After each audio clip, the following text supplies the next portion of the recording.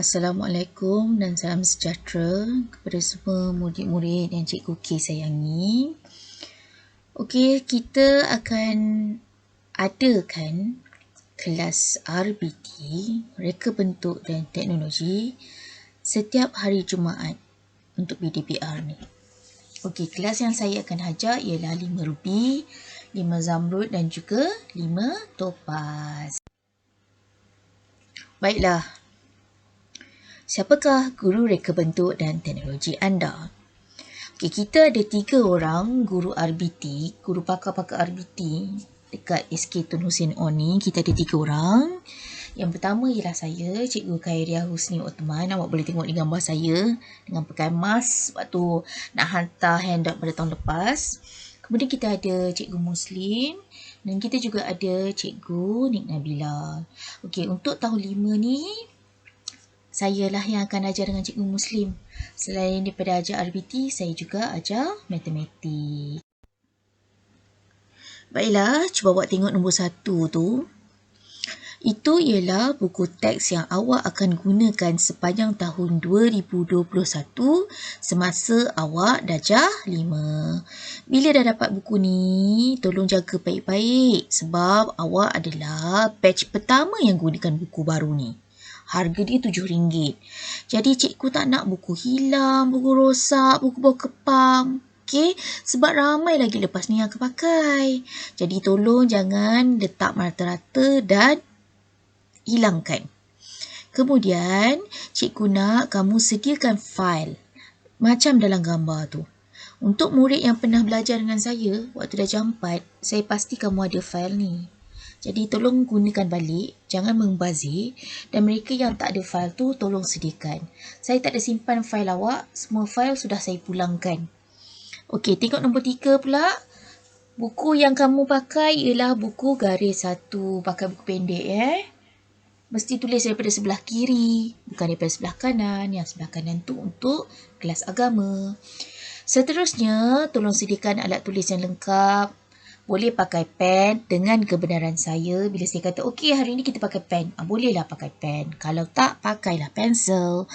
Pen boleh pakai tapi warna merah tak boleh. Okey? Ada sesiapa dah lupa ke? Kat mana?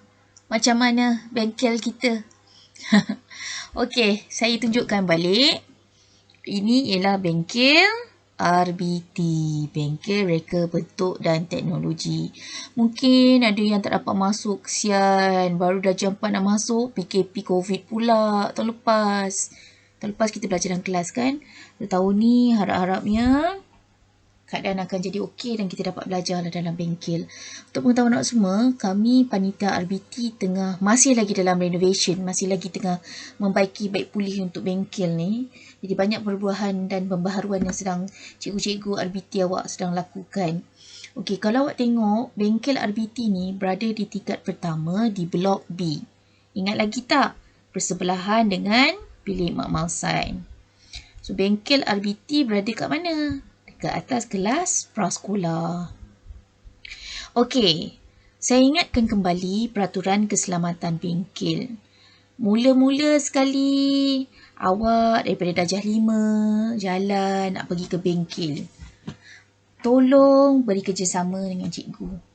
Tolong sangat-sangat. Okey, awak tahu hari tu ada RBT. Tolong sedia 5 minit lebih awal. Cikgu boleh bagi masa 5 minit perjalanan kamu dari bengkel ke kelas. Daripada kelas ke bengkel. Tapi janganlah sampai 10 minit pula. Awak punya kelas adalah jauh. Nak pergi bengkel lagi. Saya menunggu lama. Kalau saya menunggu lama, rugi. Banyak yang kita tak dapat belajar. Kalau kelas RBT awak, sebelum rehat, awak bawalah turun makanan-makanan awak semua yang nak pergi rehat tu. Kalau misalnya kelas RBT awak selepas rehat, awak bawalah semua peralatan awak letak kat tepi luar bengkel tu, kemudian pergilah rehat. Tapi keadaan tertakluk bagaimana nanti operasi sekolah. Buat masa sekarang ni kita ada SOP, so kita akan belajar ikut SOP yang diberikan. Kalau kementerian kata tidak dibenarkan belajar di bengkel, kita belajar di kelas, kita akan ikut undang-undang pada tahun lepas. Tapi saya bagi tahu juga dulu macam mana dan peraturan dan keadaan. Okey? Peraturan keselamatan bengkel. Patuhi arahan guru. Guru tu siapa? Saya. Jangan masuk bengkel tanpa kebenaran cikgu. Susun dan letakkan beg dekat luar bengkel. Ni, susun kat luar ni. Tak boleh dibawa. Tak boleh bawa botol air, tak boleh bawa beg, semua tak boleh bawa. Okey? Boleh main tak dalam bengkel? Tak boleh. Boleh lari tak? Tak boleh. Boleh tak cikgu nak pakai slipper pun tak boleh. Dalam bengkel macam-macam barang ada. Ada paku, ada skru, bahaya. Okey, kalau misalnya awak kaki injured, awak bagi tahu saya dulu. Bagi tahu saya dulu supaya saya aware, saya tahu, saya sedarkan hal itu. Okey, bila kita dah masuk bengkel, apa yang perlu sekali buat? Saya dah ajar dah. Kena buka tingkap, kena buka pintu. Lepas tu bersihkan meja kerja dan bengkel setelah selesai melakukan aktiviti. Kutip semua sampah, buang kat dalam tong sampah. Jangan biarkan merata-rata sebab nanti membahayakan orang lain. Dan jangan lupa patuhi arahan keselamatan bengkel.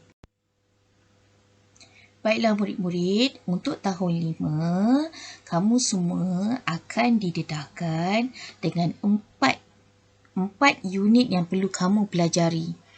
Okay, ini semua dalam buku teks ya. Nanti bila dah dapat kamu boleh tengok. Unit pertama, teknologi rumah tangga.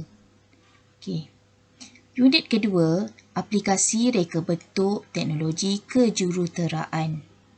Unit ketiga, reka bentuk pengaturcaraan.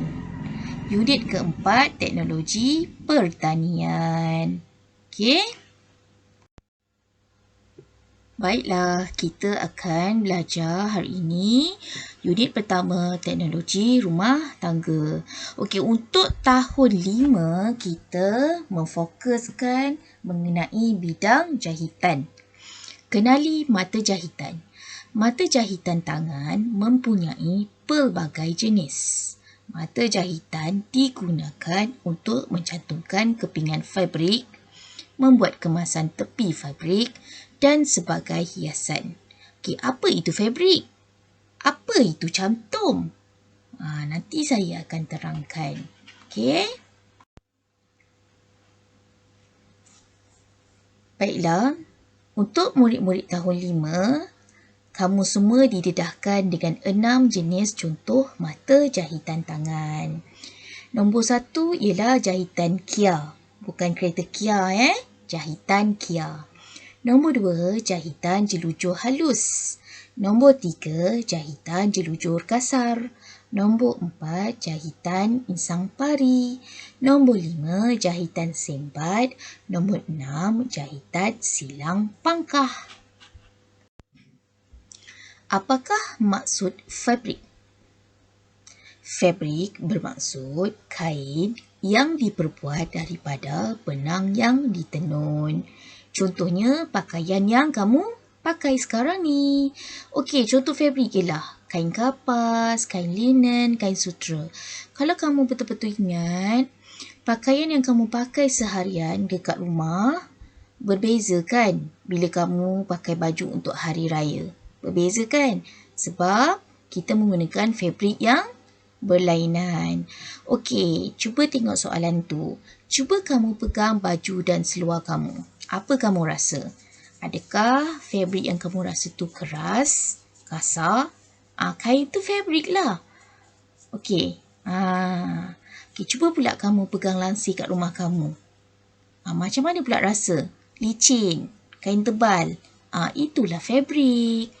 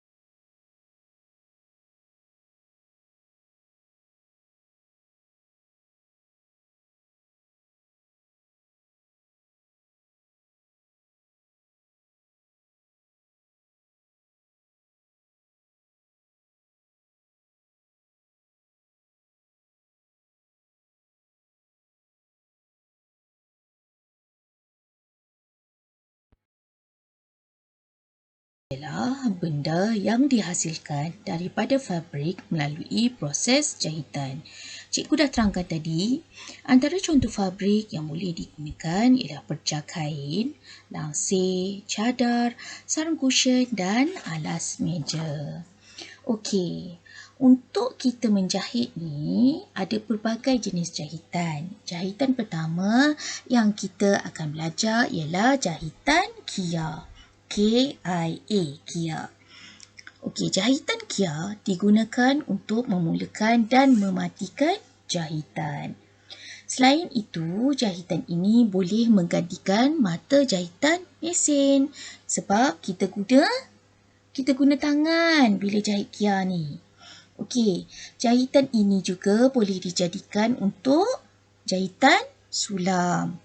Jahitan ini juga digunakan sebagai jahitan tetap dan menjahit bahagian kelem yang berentas serta menggantikan jahitan mesin. Cikgu dah terang tadi kan? Okey, jahitan ni dapat mencantumkan 2 helaian fabrik atau lebih. Contohnya kamu nak buat baju depan dan belakang, jadi awak cantumkan kain tu, kemudian awak akan jahit. Okey, awak akan jahit jahitan tu. Kita tengok gambar dekat bawah ni, jahitan Kia. Bahasa Inggeris dia ialah backstitch. Ini ialah bentuk jahitan Kia. Jahitan Kia ni jahitan yang kekal. Dia kita boleh mulakan atau mematikan jahitan tangan. Saya dah terangkan tadi. Jahitan ni kukuh tau, rapat seperti jahitan mesin. Okey, video ni yang saya tunjukkan ni pula adalah daripada ulat kain. Terima kasih daripada ulat kain. Awak boleh nonton nanti ya bagaimana contoh jahitan Kia. Baiklah murid-murid, jahitan yang baru saja kamu tonton tadi ialah jahitan Kia. Okey, bagaimanakah langkah menjahit jahitan Kia? Mula-mula masukkan jarum dari point A ni yang saya tunjuk ni ke point B dengan jarak yang lebih kurang 4 mm. Kemudian tarik jarum dan tinggalkan hujung benang lebih kurang 30 mm. Awak tengok daripada satu jarak ke satu jarak dalam gambar video tersebut ya. Ulangi proses menjahit dari A tadi tu ke B sekali lagi supaya benang tidak terlerai, tidak terlucut. Selepas itu, masukkan jarum dari A, point A yang kamu masuk tadi, ke point C dengan jarak yang lebih kurang 8 mm. Setelah itu, tarik jarum. Setelah itu, masukkan semula jarum ke B dan keluar ke B pula. Teruskanlah menjahit sehingga ke hujung fabrik. Okey, jahitan ini boleh dimatikan dengan 2 kali jahitan pada mata jahitan yang terakhir. Jahitan yang kedua ialah jahitan jelujur. Jahitan jelujur terbahagi kepada 2 bahagian iaitu jahitan jelujur kasar dan jahitan jelujur halus. Okey, jelujur kasar ini digunakan sebagai jahitan sementara untuk menetapkan 2 helaian fabrik atau lebih. Okey ya. Mata jahitan jelujur kasar tidak diperlukan setelah mata jahitan yang kekal dijahit. Mata jahitan ini hendaklah ditanggalkan. Okey. Jadi jahitan jelujur halus pula kita gunakan sebagai jahitan tetap. Mula-mula kita pakai jahitan jelujur kasar dulu sebab dia sementara. Kemudian kita pakai jahitan jelujur halus sebab dia ialah jahitan tetap. Jahitan jelujur halus digunakan juga untuk membuat kedutan atau sulaman pada fabrik. Jahitan ini juga yang akan digunakan untuk membaiki kelepet yang merentas. Okey, apa kelepet tu? Apa kelepet tu? Nanti saya akan terang.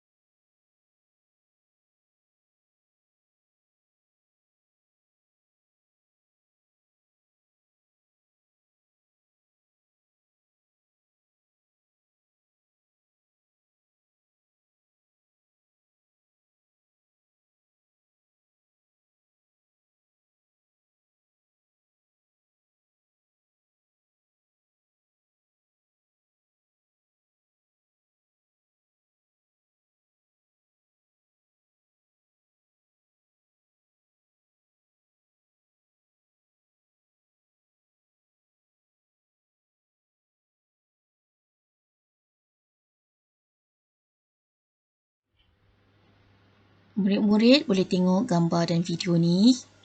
Ini ialah jahitan jelujur. Jarak di antara setiap mata jahitan jelujur halus adalah antara 3 mm hingga 5 mm. Awak tengok ada jarak Baiklah murid-murid, video yang baru kamu tonton tadi ialah langkah menjahit untuk jahitan jelujur. Jahitan jelujur ni ada dua seperti saya terangkan tadi, jelujur halus dan jelujur kasar. Okey, mulakan menjahit dengan jahitan kia. Kemudian teruskan menjahit dari poin A yang saya tunjuk tadi ni sehingga poin B dengan jarak 4 mm sehingga 5 mm. So 4 mm tu in the middle lah, sangat sesuai. Kemudian teruskan menjahit daripada C ke D. Setelah itu teruskan menjahit sehingga ke hujung fabrik. Macam dalam video tersebut. Matikan jahitan dengan jahitan kia. Jahitan insang pari. Jahitan insang pari digunakan sebagai jahitan tetap. Jahitan ini untuk mengemaskan bahagian tepi fabrik dan sebagai jahitan hiasan untuk menjahit motif. Jahitan ni dikenali sebagai jahitan pengemas, jahitan rumah butang. Nanti awak boleh tengok dekat cangkuk kain awak. Ada juga yang buat untuk dekat collar leher.